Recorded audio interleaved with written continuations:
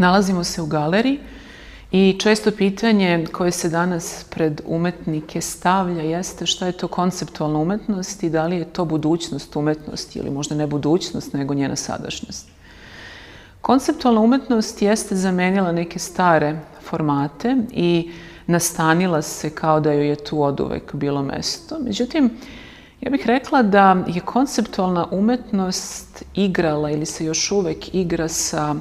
slobodom u stvaralaštvu. Kao što u književnosti mnogi misle da kada napišete pesmu u slobodnom stihu, vi ste sebi odrešili ruke i rekli ste baš ono što ste hteli da kažete, jer vas niko u tome nije sputavao, nije bilo nikakvih ograničenja, nikakvih tehničkih ograničenja. Tako često konceptualna umetnost razmišlja o tome da treba da se predstavi određena ideja, da se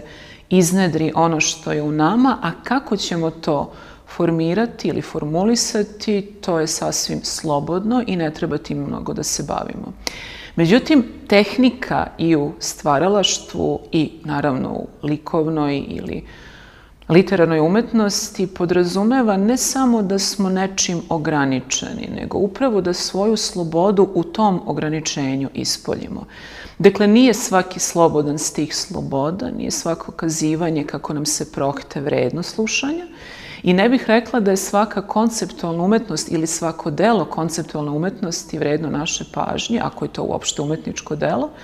zato što nije dovoljno samo da nešto izgovorimo, da nešto prenesemo na papir ili u fizički svet, nego je izuzetno važno kakva je ideja onoga što iznosimo. Ukoliko to nema svoje unutrašnje koordinate, ako ne poštuje zakonitosti, mere, onda zapravo sve što mi iznedrimo je umetnost, a nećemo se složiti sa time da jeste.